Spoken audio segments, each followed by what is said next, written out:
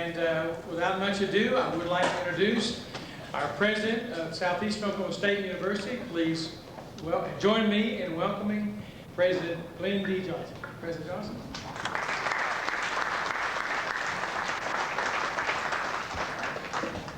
Well, thank you very much, Richard. And everyone, please feel free to come in and have a seat.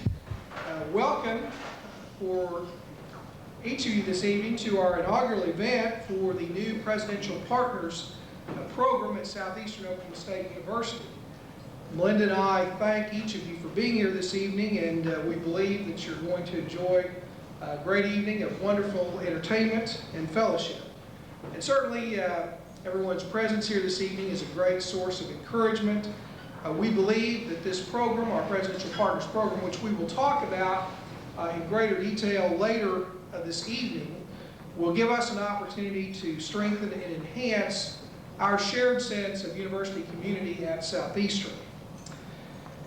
During our entertainment segment, which will begin in just a moment, we invite everyone to enjoy our shrimp cocktails, and our Aramark Food Services crew will continue to serve during this time.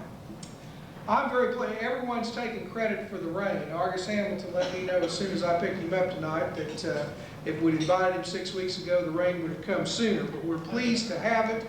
I also hope that everyone understands. I know that at our Visual and Performing Arts Center, the building that we're in this evening, progress is underway as well. And we're very, very happy that the reason we're parking other places is that we will be paving the Visual and Performing Arts Center, a goal that we've had for some time, but a goal that we cannot bring to fruition until this year. It's really a pleasure for me to present our entertainment this evening, which will feature nationally known comedian and syndicated columnist Argus Hamilton. This native-born Oklahoman is the man that Robin Williams has called the Will Rogers of the baby boom. His syndicated column appears in over 58 newspapers across the country. He's a person who is regularly quoted by Paul Harvey, the Wall Street Journal, and the Los Angeles Times. On a very personal note, I first met Argus Hamilton in August of 1972 at the University of Oklahoma when I pledged the Alpha Tau Omega fraternity. He might have a lot to say about what I say next, but he won't deny it. When I was a freshman at the University of Oklahoma in the fall of 1972 and pledged Alpha Tau Omega, Argus Hamilton was a senior at OU. 7 years later, in 1979, when I graduated from law school at OU, Argus Hamilton was a senior at OU.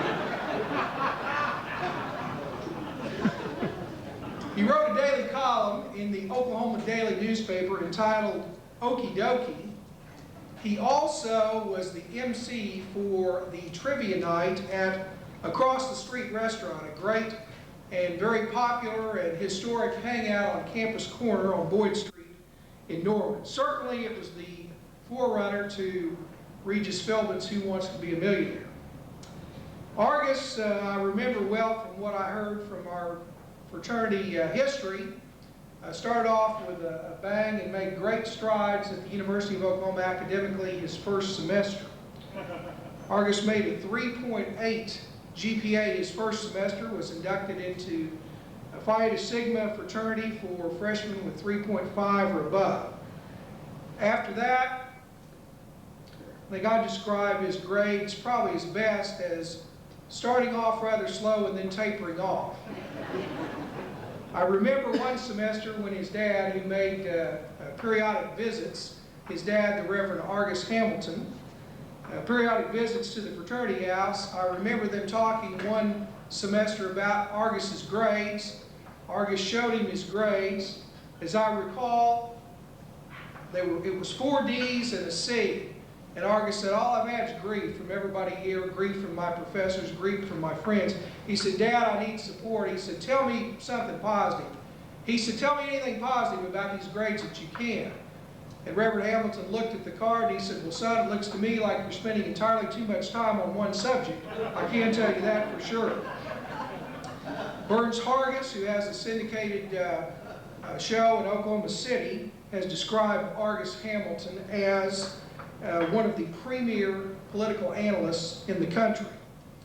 But, of course, I think some may need to know that Byrne says a political analyst is a lot like a neutered tomcat. You're close to the action, but only in an advisory capacity. Argus, and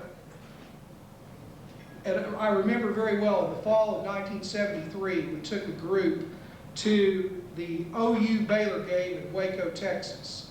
And at the height of halftime, when the Baylor marching band came out, it was not led by the drum major for Baylor, but was led by Baylor's opponent that day in a football game, a student from the University of Oklahoma by the name of Argus Hamilton, who also showed why he won the 100-yard dash in high school that day. In 1980, he appeared on the Johnny Carson Show for the first time. And after that point in time, in 1980, he made 25 subsequent appearances on the show. He's also been on the Merv Griffin Show, has been the subject of feature stories on the Today Show, CBS Night Watch, Entertainment Tonight, and Nightline. He's appeared frequently on CNN as guest on their entertainment shows, including Sonia Live. He also frequently stars in Las Vegas at the Golden Nugget and the Dunes, and he appears regularly at Missy Shore's Comedy Store, both on Sunset Strip in Los Angeles and in Hollywood, and also at the Comedy Store in La Jolla, California. Making his second appearance on our campus, the first being my investiture in March of 1998, I would ask you to join me in welcoming truly someone who is one of my best friends in life and one of the great comedians of our time, Argus Hamilton. Argus, come forward.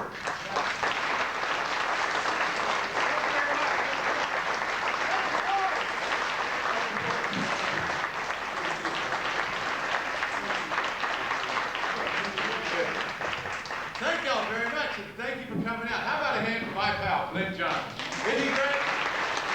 Lynn Johnson, the president of Southeastern State University. And I want to tell you something. Glenn is a man who leads by example, okay? Not like Bill Clinton, who had his dog Buddy neutered. Thank you and good night. Well, Lynn's doing a bang-up job, isn't he? He's doing a bang-up job.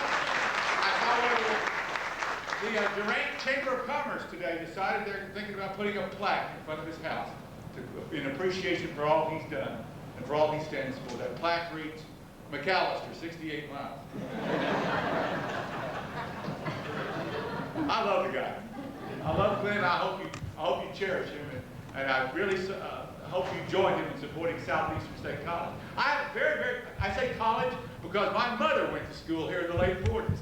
I always say college. She majored in debate, and you did a very good job with her. I've never won one with her. They call it the College of back in the College of 1,000 Magnolias. Isn't that right? And that's so much prettier than the nicknames we have out in LA, you know. USC, they call the University of Spoiled Children. UCLA, the University of China, like almost. The College of 1,000 Magnolias. And I've gone over some stuff with Glenn, some of the progress they're making academically, and I want to congratulate you for supporting a college that really makes the students buckle down and learn things. Okay. It's so different out on the West Coast. Here's a typical 12th grade math question on the California SAT. Okay? I promise you it's the truth. A train leaves Los Angeles for Phoenix at 6 o'clock in the morning at 80 miles an hour.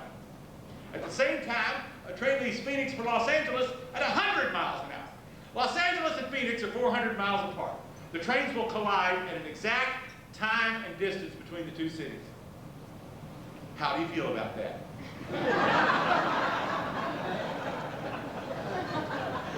So congratulations. Y'all need to loosen up a little bit. What is the lights? What's going on? Oh, you're not serving alcohol. I see what you're doing. Come down to Little Dixie to no alcohol? Where? Gary still governor or something? What is going on? Yeah, he's right. I went to the University of Oklahoma where I majored in tours. Yeah. I had 3.2. At least it was called the University of Oklahoma then. Now it's called for what it is, the Betty Ford Preschool. Oh! I've been sober 15 years. I earned that joke. See, when I drank, I broke out into spots. You know, spots like Tijuana. I was allergic to alcohol. And then one day I was listening to the Lord, so we loaded up the vet and we moved to Betty Ford. So, I can kid about Oklahoma. You know, I like kidding about all the universities. I noticed one thing I like seeing out in the parking lot was all these Oklahoma license plates. They're just beautiful. They're gorgeous. There's one thing I can't stand on them though, y'all. This motto that says Oklahoma is okay. Let me tell you something. I've traveled this country and a lot of the world. I'm going to tell you, the folks from Oklahoma and Texas have the best sense of humor of any people I've ever met. I don't know why. I don't know. You really do. I don't know if it's because there's nothing else to do but stay up on things. But I think the weather is so dangerous it keeps everybody humble. You know, if you're the bus boy here or Edward Gaylord in Oklahoma City, you never know when a tornado is going to come out of the sky and say, "You party of one." It keeps everybody loose and fun and happy. The point is, you got a great sense of humor. All right? That's what I'm getting at. And Oklahoma is not okay. Change that during license plate. Don't say Oklahoma is okay. Kid the country. Show them your sense of humor. Say things like, "Drive through Oklahoma." Everybody else does.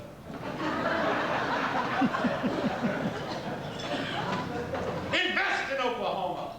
It's only money. Or my favorite, educate in Oklahoma. Learn to speak English good. And the OSU people are going, "Yeah, that's right." If you're into this OU OSU thing, please, I promise you, just enjoy the rivalry. In 10 years, it'll be politically incorrect. You won't get to say Aggies. You'll have to say agriculturally challenged. You won't get to say Sooners. You'll have to say alcoholically impaired. Yeah, you got this own same sort of situation going on here. The nickname here is Savages, right? And there's some politically correct that are angry about that. You know, I noticed that the same protest is going on at the Washington Redskin practices this week. Did you see the protesters up there? They're protesting the nickname, the name. They said that the name stands for land grabbing and genocide and racism and conquest. You know, they want the name changed to Maryland Redskins. And, that was my first test to see how sharp you are. You passed. I was thinking, are these sharp people, or am I just looking at rich Republicans going, "Get it over with"?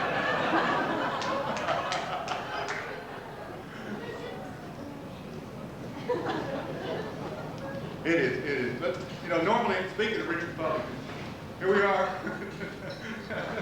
Normally, I like to joke about what went on in the news. I have no idea what went on in the news today. All I have to go by is the Daily Oklahoman. I mean, can you believe this paper?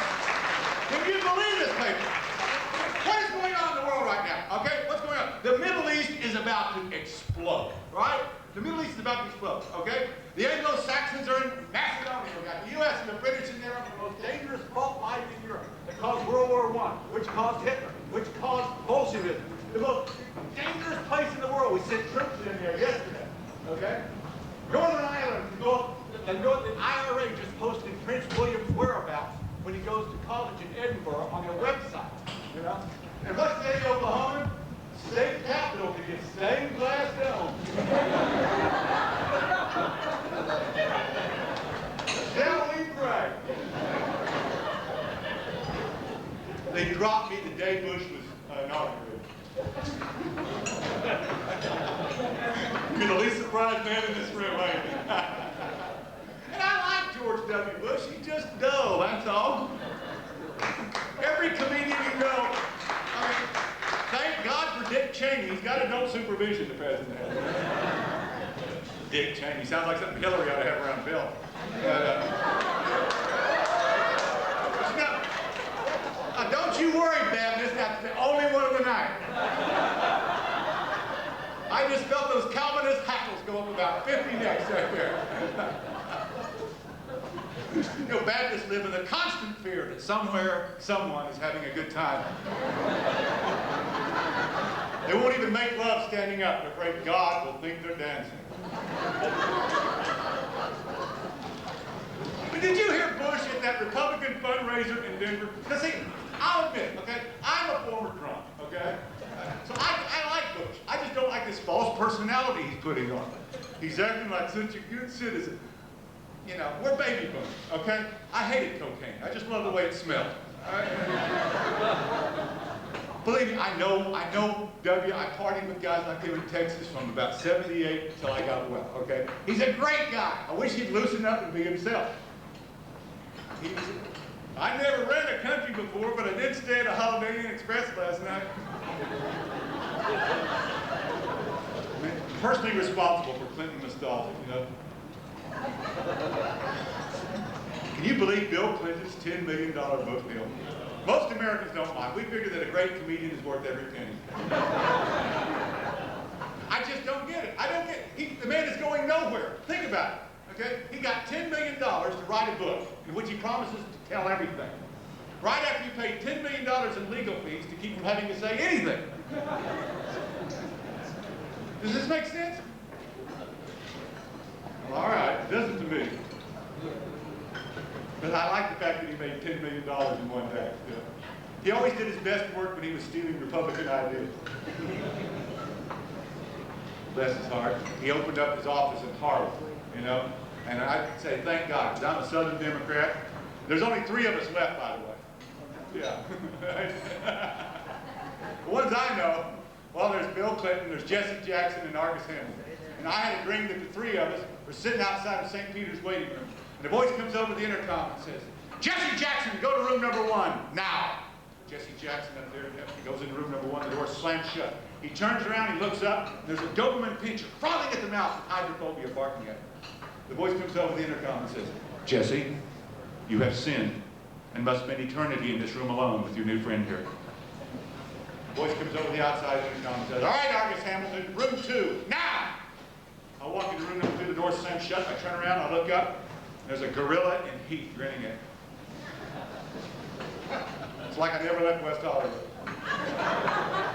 The voice comes over the intercom and says, Argus, you have sinned and must spend eternity in this room alone with your new friend here. Finally, the voice comes over the outside intercom, and in the cadence of that great Southern Baptist hymn, the voice says, all right, Bill Clinton, it's time to walk that lonesome valley and walk it by yourself. To room 3, now! Bill Clinton walks into room number 3, the door slams shut, he turns around, he looks up, and there's the pop singer Madonna standing in front of him in a negligee from Victoria's Secret. The voice comes over the intercom and says, Madonna, you have sinned. That's my president.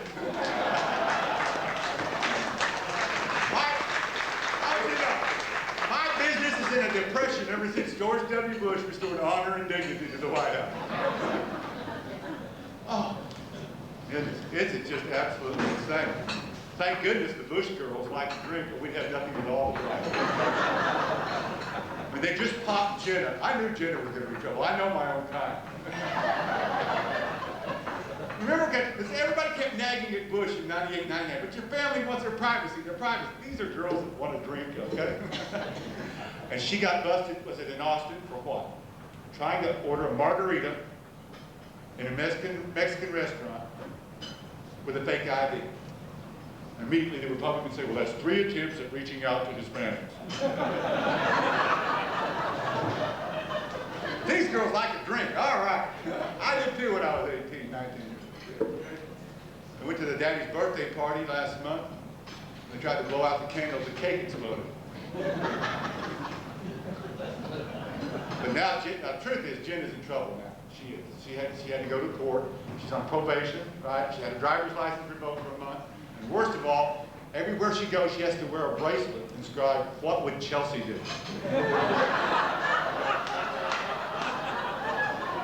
But don't you know that galls Republicans to wish that the Bush daughter could behave like that nice Clinton girl?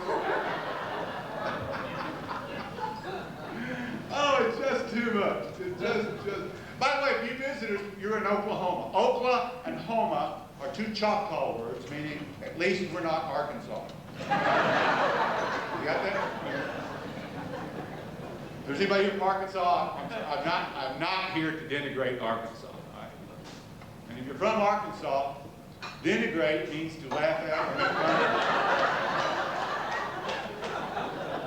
Because the nice thing about being a Southerner is out there on that politically correct stage of the Comedy Store on the Sunset Strip in Los Angeles, you're only allowed to joke about your own kind. This leaves me free to joke about Southerners, okay? And my column is all over the South now, so I get information from everybody. You see where 2 Thursdays ago, our cousins in Louisiana, the Louisiana legislature passed a law forbidding the teaching of Darwinism, the teaching of evolution in Louisiana schools. And I read that and I thought, what a moot point for Louisiana. And these are my cousins, but by God, you know, evolution cannot be taught in Louisiana until evolution has occurred in Louisiana. You know? And I love them. All the way to the East Coast, right up. See, because my folks are both from Little Dixon. They really are. You know that PBS series, The Civil War, in 7 volumes? We had to watch it in reverse order so the war would have a happy ending. I don't know if it's the heat or the humidity. I used to think it was the heat and humidity where we get our accents. But I read a book called Albion's Sea. Some of you have that. The truth is I majored in British history. But, so I keep up with it. And a new book called Albion's Sea tells where the Southern accent came from. It came from Sussex and Wessex, where the Cavaliers came from, on into Virginia. See? And that's where our accent comes from. About 10 years ago on the game show Password, Alan Alda was a celebrity. And he had an Okie just like me and Rion for a partner. And the password that night was deer, like the animal in the forest. So to get the Okie to say deer, Alan Alda looked him in the eye and said, doe. And the Okie said, knob.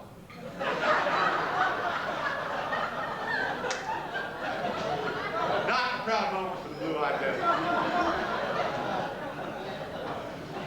But I'm fiercely proud of our people and what we've done, the continent we've established, you know? North of Canada and the United States. We had this thing was a going concern by 1850. You know, and the world has been welcome to come here since we conquered it. And I'm one of the few people that don't apologize for it. I think it's a great deal. One thing I did learn in Los Angeles, though, was, I guess it's called multiculturalism. But I didn't learn it from hanging out with people like I do. I learned it from watching the Oprah Winfrey Show. Oprah and I are the same age, baby boomer Southerners looking at the world through the same pair of glasses with the same set of assumptions. She had on her show about 2 years ago the greatest golfer, maybe in history, Tiger Woods. With the same set of assumptions I have, Oprah looked at her, word for word, looked at Tiger and said, Tiger, it's on the show on national television. What's it like being such a tremendous young role model for African American youth? Tiger, being an LA kid, sounding like an LA kid, said, well, actually, Oprah, I don't like you to consider myself African American. And Oprah said, what do you consider yourself? He said, Coblinasian. Remember that? She said, Coblinasian, what's that? He said, it's a word I made up. She said, what does it stand for? He said, well, it means I'm part Caucasian, part black, part Indian, and part Asian. He's like, no, put it all together, it makes me Goblinasian. I'm watching this thinking, that is beautiful. We could all play that game, couldn't we? For instance, I happen to be part barbarian, part alcoholic, part womanizer, and part golfer. And you put it all together, that makes me English.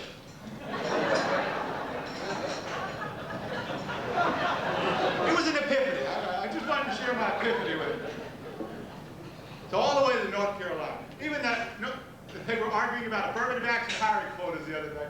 And they broke into spontaneous debate. Ted Kennedy was in favor of quotas. Okay? Orrin Hatch was against quotas. With our accent problem, Jesse Helms stood up and didn't have a clue what was being talked about. He stood up and said, quotas are no damn good. Every time you put one in the payphone, you never get your nickel back.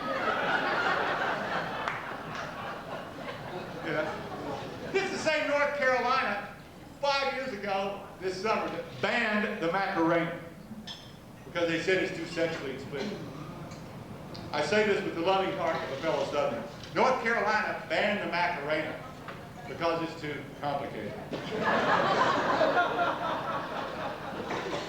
Matter of fact, I'm going to do something for you I wouldn't normally do for a distinguished college fellow like yourself, okay?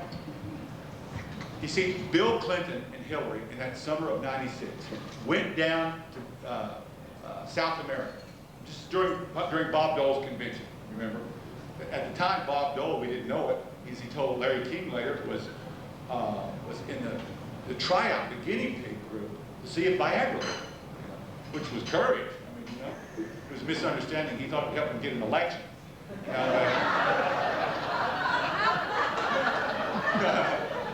That's too bad. I know. One more and I'm out. Hallelujah, Dr. I'll get to another point, okay? The point is that Bill and Hillary, during the Republican convention in '96, disappeared on a goodwill trip to South America. And I love them both, just for the material. But it was the most disastrous trip in U.S. History as far as diplomacy goes. They went to 3 cities. Caracas, they went to Buenos Aires, and then they went to Brasilia, the capital of Brazil. And each trip they went to the poorest section of the city, called a press conference, and said, we need to do something about this squalid area. And the host presidents were just mortified. They couldn't believe what was going on. And it culminated in Brasilia, where Hillary went on Brazilian television and gave a speech lecturing them in Spanish, which was unfortunate because they speak Portuguese. But I bring it up because on this trip, you can't make this stuff up. On this trip, you're not going to believe this, but the President of the United States, while he was in Caracas, went out one night without his wife. And you're not going to believe this, but he went to a nightclub without his wife. And while he was at this nightclub, this is all true, he met a woman known as the Venezuelan bombshell. Can you imagine the President of the United States, like atoms forming molecules in the universe, they find each other, right? Hydrogen and oxygen, Clinton and the Brazilian bombshell, the Venezuelan bombshell. And she tells Clinton, in earshot of reporters, that she invented the Macarena. Okay? I just want to clear up the record. Venezuela did not invent the Macarena. The Macarena was invented in Los Angeles in March of 1991. Here's how it was invented. They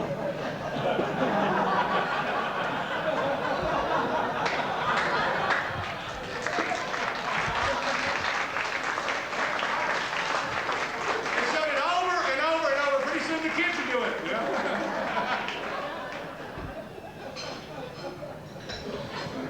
By the way, if you want to fit into Los Angeles, all you need are 2 character traits: high ego and low self-esteem at the same time.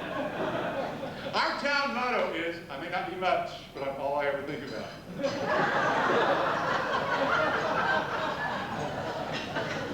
I can't understand why they hate George W. Bush in Los Angeles. I can't understand it. I do not understand it. He speaks in incomplete sentences. He has a past drug problem. He could care less what's going on out in the world. It's like he's lived in L.A. all his life. We see President Bush for what he is, Cato Kalin with a real job. If you remember that O.J. trial, that Cato Kalin up on the witness stand defined Los Angeles.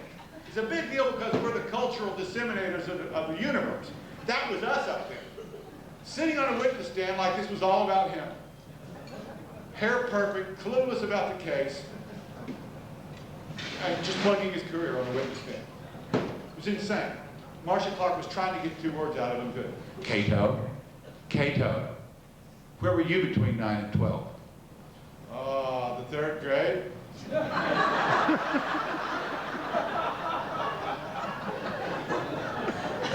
Where are you from, Cato? Oh, Wisconsin. What's the capital? W. See, Cato Kalin is living proof that sometime back in the 60s, Gilligan and Ginger had a child. It's L.A. in a nutshell. Made a star out of Johnny Cochran, my God. Now he's going to represent that Northwestern University film. Goodness gracious. He was great. I remember at the end of the trial when Marcia Clark got finished with the jury, I thought O.J. did it. But by the time Johnny Cochran got finished with the jury, I thought I did it. Woo, Jesse Jackson was in this. Oh, he got $8 billion out of Toyota. See, that's what happens. See, this is the problem with this, I don't know how to bring this guy into things. You know, Barry Bonds just hit home run number 53, you know. And he told reporters last night he doesn't care about Martin Westbrook. And that's the biggest lie you'll ever. That's the biggest lie since Gary Condit told a flight attendant that sometime a man just wants to be held.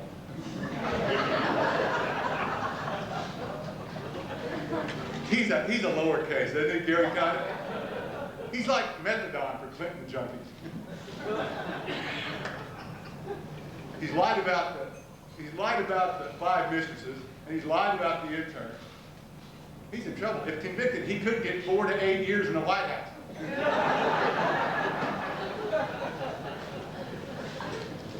I just can't stand it. I don't know. We got Bush is on vacation now. He was cutting down branches in Colorado. Did you see that on the news the other day? And he was cutting them all down too. He thinks that branches contain stem cells which could be used to make more gores. Oh, did you see Hillary? I love Hillary Clinton. I love her for her morality. For 8 years, she was the only woman in Washington who was not romantically linked to the president. Did you hear what she said yesterday? She told a German magazine yesterday that she and Bill are very happily married now, that he's got $20 million cash. She said they're very happily married now. She said, he tells me what to say, he tells me what issues to push, and he tells me who's important. Well, I guess the Republicans can quit trying to halt cloning now that the genie's out of the bottle. You can't make up Congress. You know what Congress did just before they went on vacation? 350 white guys in blue suits and red ties voted unanimously to ban cloning.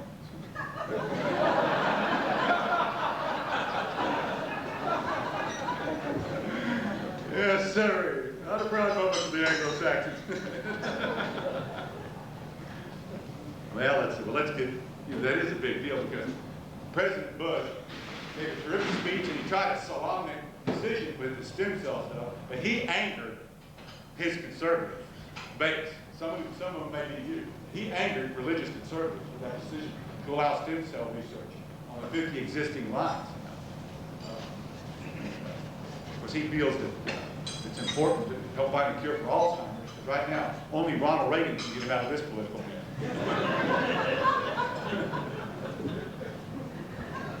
Castro turned 75. Can you believe it? They got a sign outside the CIA saying, Central Intelligence Agency overthrowing Fidel Castro since 1959. The Energizer dictator. He's ruling and ruling and ruling. Can you believe this guy? He got angry last week at CNN was allowed to go in with a bureau, so now the cameras follow him everywhere. And so the United States catches him being himself now. And they caught him screaming at 14-year-old swimmers in San Diego a month ago because they failed to win a Pan Am swimming meet. They caught Castro screaming at these kids, "We're an island nation and we can't swim!" And I was thinking if Castro would just think things through, he'd realize that most of his best swimmers are already in Florida by now. That's wrong. Yes, sir. Oh, and you see the latest from the mother country. Did you hear what happened? Charles is going to possibly marry Camilla Parker Bowles in 2 years. You know? And I don't know what moved him to get married. He did fall off a horse and land on his head last week. That's about all we have to go by. He said something funny. He said that because he committed adultery, he will not head the Church of England when he becomes king. I was thinking, well, he's not alone. Guess who will never head the Church of Arkansas? I'll say this about Bill Clinton. Thank God his office is in Harlem. Because at least in Harlem, he's 3 miles from the nearest Republican. Bill Clinton will go down in history as the first white Southerner to ever move to Harlem for his own personal safety.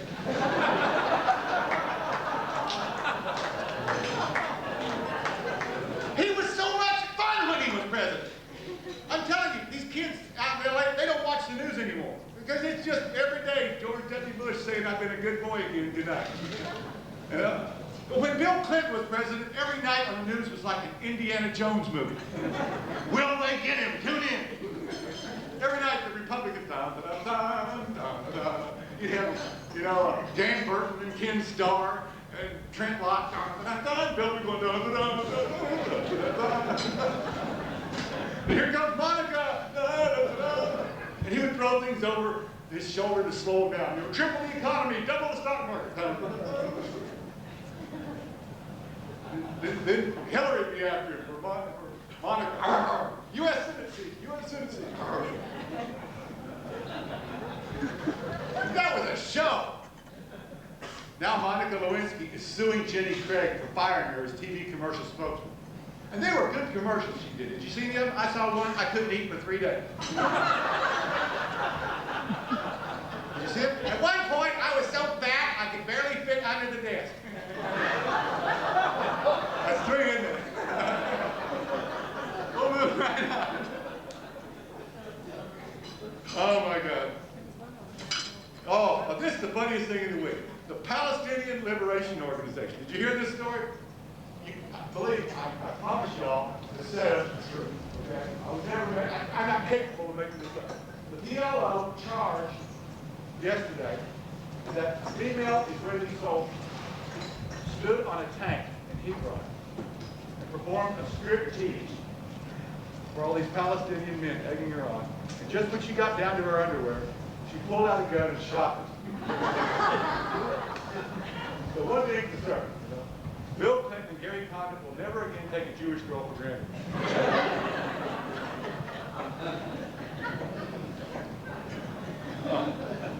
Well, we're blessed to be here and all that. I wish things had turned out better in the Middle East. It's awful. Now let's see, where do we want to go now? We are Jesse Jackson. Who is he? He's having a rough year. He's now Bill Clinton's spiritual advisor. He's having a rough time. We're here, of course, in the Bible Belt. I like to educate kids when I'm on stage out there at the Comedy Store. I like to tell them that America was not founded as a result of immigrants looking for a better way of life. We were founded by the English Civil War. The Puritans settled the North. The Cavaliers settled the South. And we've been fighting civil wars from 1640 to 1776 to 1861 to Bill Clinton. Really over choice and life. It's the same people on both sides of the issue the whole time. And so we have different outlooks on things. And the Puritans I've always enjoyed because they've been my mortal enemy for my family since the 1640s. They used to be head Hamiltons for riding into the battle with the Stuarts. And it just so happened. Is anybody here from Hugo? Okay, about a month after the last time I was here. We got about 5 minutes ago? About a month after the last time I was down here, I was called by the Choctaw Nation Chief. Not you. No. Were you there? Or were you the lawyer? This is true. I'm telling a true story. Were you there? Oh, okay. Okay, the Choctaw Nation. I was doing the Easter Seal Telethon in Kimberly, in Oklahoma City. The Choctaw called and asked me to come down to perform a fundraiser for the chief. I didn't ask about it. I decided I'll do it. So I drove down to Henrietta and I cut down the Indian Nation Turnpike. I want to tell you Oklahoma something. You need to advertise at the Indian Nation Turnpike in California. 75 cents for your own freeway.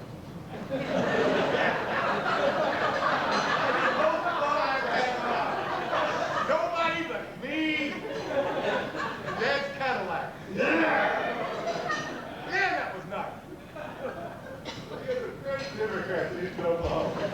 6 lanes from Tulsa to Paris. What do you think? That's how I feel like it. That's why. Advertise this thing, okay? Look up. You don't know. We're sitting on the San Diego Freeway, you know, where O.J. Simpson had his last touchdown run. He's at the 10, he's at the 5, he's at the 405. And we're sitting there just dreaming of the Indian Nation Turnpike. It's my own personal freeway. So I go down to Hugo, and I get to perform for this guy. And just before I go on stage, I'm back behind the curtain, just like right here. And full-blood Choctaw, stone, rock, granite, chalk, walks up there. Says, "Artist, you hear jokes about Pentecostal preacher?" And I said, "No." He said, "Pentecostal preacher standing in front of the big assembly. Pentecostal preacher says, 'Who wants to see a miracle?' And the crowd will say, 'We want to see miracle. We want to see miracle.' Pentecostal preacher says, 'Who would like a miracle personally?' The guy raises his hand on the front row, comes up on stage, says, 'What is your name?' The guy says, 'My name's Fred.' Preacher says to Fred, 'What's your affliction?' Fred says, 'I stutter.' Preacher says, 'Stand behind curtain and expect miracle.' Anyone else?" This is the guy with the broken leg on the front row. Come up here, come up here." The man comes up on his curtain. He says, "What's wrong?" He says, "I broke my leg in a motorcycle accident." Preacher, the Pentecostal preacher says, "Stand behind curtain and expect miracle." "Okay, congregation, on the count of three, everyone want miracle, make noise, make noise." They're like, yeah. So, okay, on the count of three, Fred, I want you to throw crutches over the curtain. 1, 2, 3. Crutches come flying over the curtain. He says, "Okay, on the count of three, Bob, I want you to say something. 1, 2, 3. Fred, go out."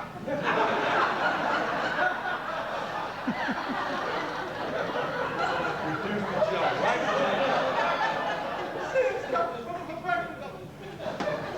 Anyway, I had a great time in the shop. Later that night, I was driving up the Indian Turnpike, a little kind of fun going uphill.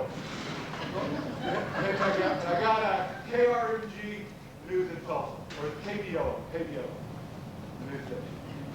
And about an hour up the freeway there, KBO news announced at 11 o'clock says, "And tonight, down in Hugo, comedian Argus Hamilton helped raise $600,000 for the defense fund for Choctaw Chief so-and-so for 6 counts of sexual harassment."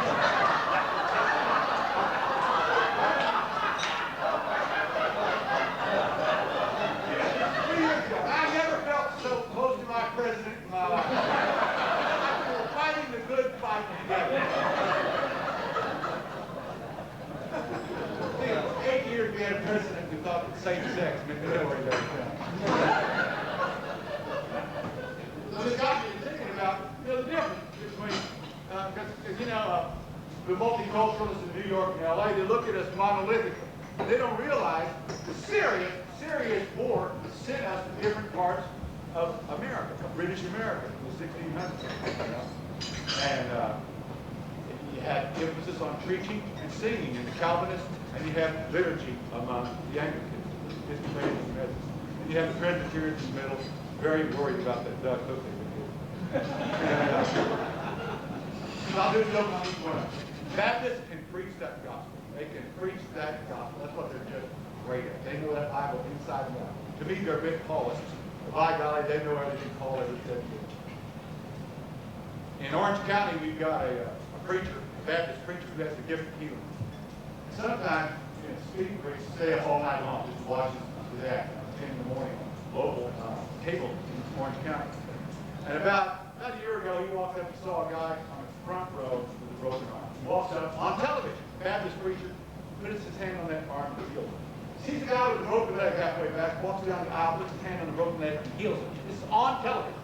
He gets all the way to the back of the sanctuary. Sees a guy with a full body cast in the field. He walks up to the guy says, "Stay away from me, preacher. I'm on workers' comp."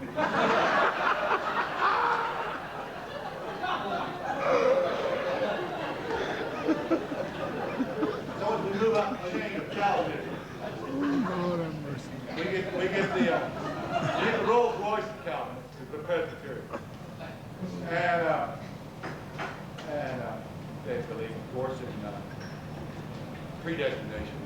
You were born to belong to the Los Angeles.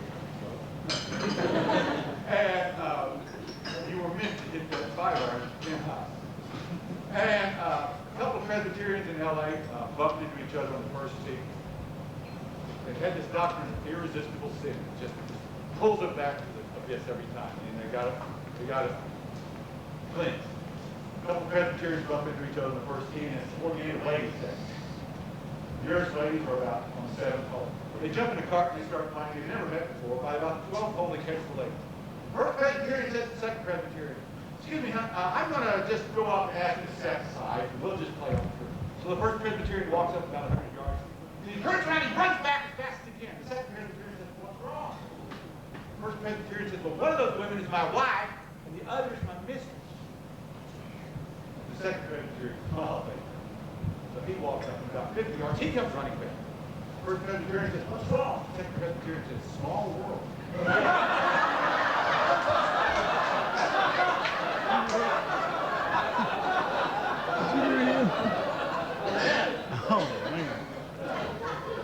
Then we get to the Anglican. The Anglican community. Episcopalians and Methodists. Now, we were the Royals. Okay? The Puritans, they have their creed. I believe life is like a box of chocolates. You can't have it. The Anglicans, the Cavaliers, we have another. We have irresistible grace, of course. Our motto is, I can resist anything except temptation. That's where I draw the line. And first of these Episcopalians, we'll get to them, because I'm very active in all things Episcopal church. Trust me, I believe Beverly Hills. For communion, we offer you a wine list. And we get a lot of tourists drop by. The problem is, for some people, is that we're back to back with Beverly Hills Presbyterian. Sometimes the Calvinists will come into our sanctuary accidentally. Now, the Anglicans, Methodist Episcopalian, we are a liturgical church. We worship out of the Book of Common Prayer. That's been our mode of connection since 1562. So we do things just so. One time a Baptist accidentally walked in, Southern Baptist, sat down, where we are at All Saints Episcopal, starting on the intro, starts the sermon. Almighty God, unto whom all hearts are open, all desires known, from whom no secrets are hidden. Cleanse the thoughts of our hearts, and the back shall, hallelujah! 400 Episcopalians. Good. Now halfway through the Apostles' Creed, I believe in God the Father Almighty, maker of heaven and earth, and Jesus Christ, his only Son, Lord. Back shall, hallelujah! 400 Episcopalians. Finally, we get into the communion ritual. On the third night, we trade and hand it over to something. Back shall, hallelujah! The Episcopalian usher walks up to the basket and says, excuse me, sir, would you mind straining yourself to the door? Southern Baptist says, but I have found the Lord! The Episcopalian usher said, not really.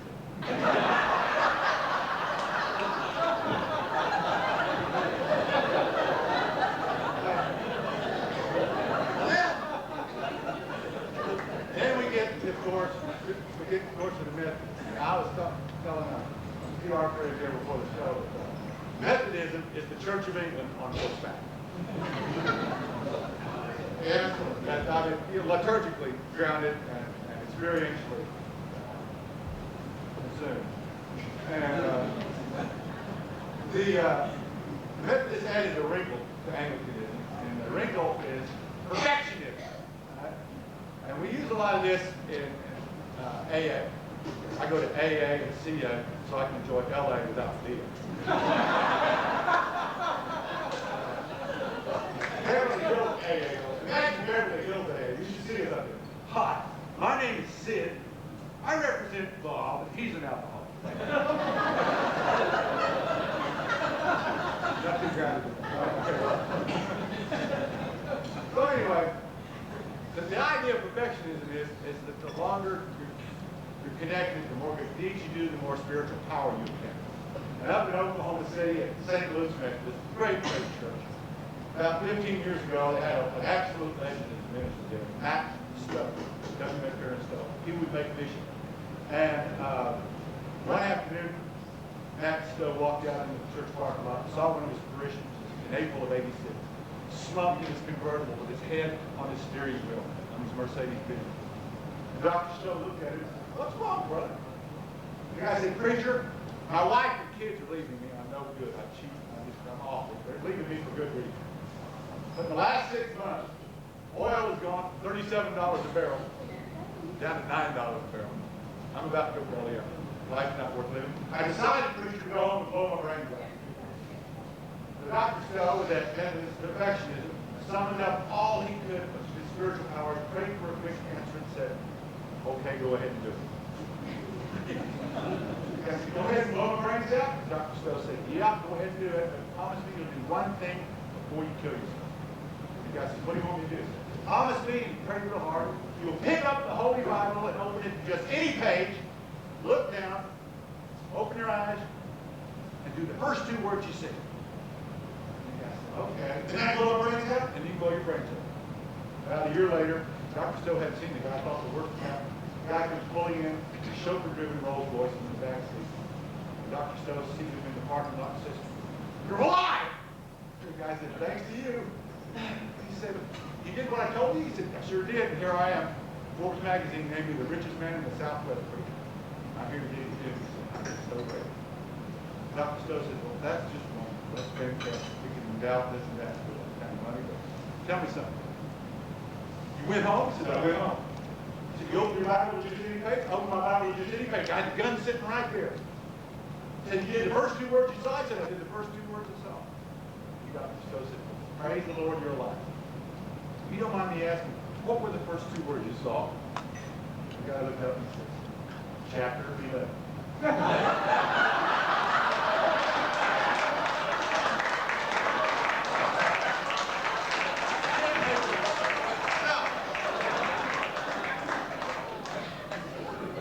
So let's all wish President Bush luck. He was in Albuquerque talking to Hispanic voters the other day. And he empathizes with people that sneak into the Southwest unwelcomed by a hostile local citizen. He was 6 years old before he knew his name was not Yankee Carpetbagger.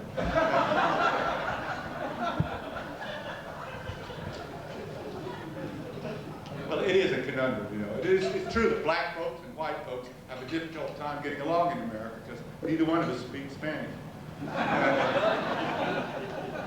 Bush is doing his best. We're all doing our best.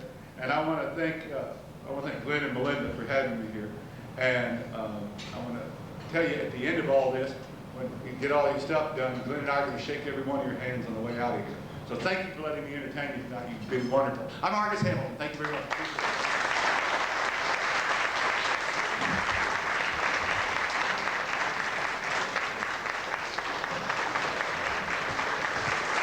Let's hear it for Argus Hamilton. Great job this evening, Argus.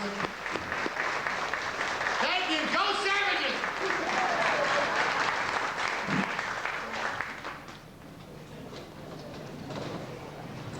We will